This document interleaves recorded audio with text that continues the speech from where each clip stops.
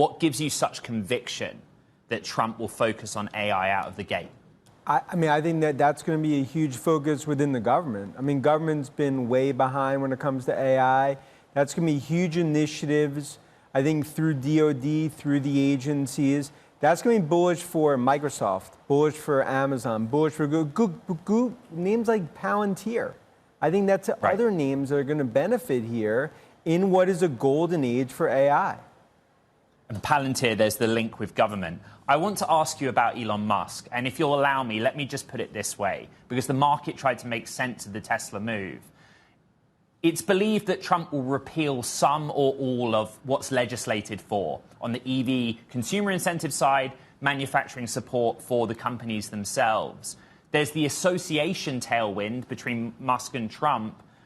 Why is it that Tesla survives and stands out to your mind, but GM, Ford, Rivian, names like that won't do as well? Sure. I think it's a great point. Let's go two parts. One, by removing the credits, the 7,500, that's going to give a much more even playing field. I mean, Tesla has a scale and scope. They're going to be hugely advantaged there versus the Detroit stalwarts. So that's bullish there in terms of giving them that availability and I think option, to ultimately they could still cut prices more. But the big thing, the reason that this stock, I believe it's $1 trillion of value unlocked when it comes to the AI piece, because when you look at Trump now, this is going to give the highway, the Autobahn, for autonomous. I think he is going to fast track autonomous FSD. That is very bullish for Tesla.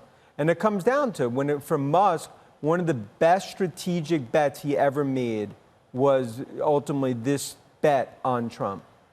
Is the technology ready?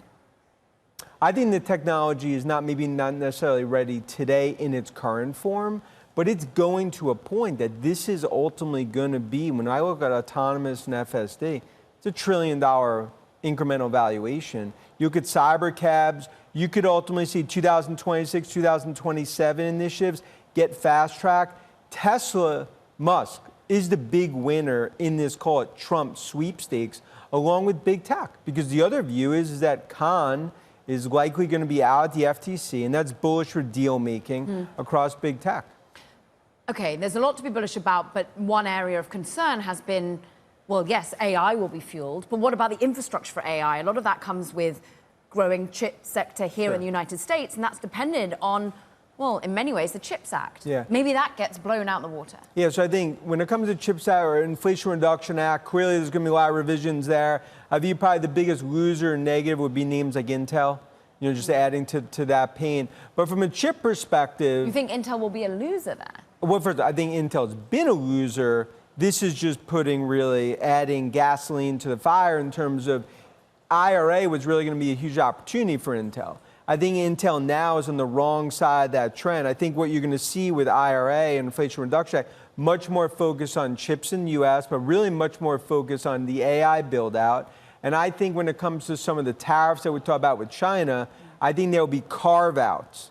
That's why I don't think that NVIDIA is going to be so negatively impacted. I don't think a lot of these other names in terms of the tariffs, I think Tesla, Apple, that's also why it's so important that Musk is going to be a whisper in the White House. I'm just going to let you put your IFB back on because I know Ed wants to jump in here. But I'm interested in, basically, you think Trump isn't going to live up to a lot of the things he promised on the campaign? I think bark's going to be a lot worse than the bite when it comes to some of the tariffs. You'll have some that will be much more nastier. But when it comes to some of the exports that we see, I think you're going to see carve-outs here. I don't think it's going to be as negative for tech and supply chain. That's why right now this is a Goldilocks scenario for tech, but it's a champagne moment for Tesla investors. Dan, you can hear me well? Can you hear him? I'll give you a second. All good. All right, here's the question. Be honest with me. Can Elon Musk have an informal or formal role in the administration and be the CEO of Tesla, SpaceX, associated with Neuralink, Boring Company, etc.? Yes. I think he won't clearly have a formal role from a cabinet perspective. Why not clearly? Because then it complicates in terms of his ownership and I think some of the structure in terms of what we see with Tesla, with SpaceX. But I believe he'll be an unofficial whisperer. I think he'll have a significant influence within the White House. And that's why this is going to be known as probably the best strategic bet that Musk ever made in terms of betting on Trump. And I think, this is something that is just starting to play out in terms of this Trump-Musk sort of alliance.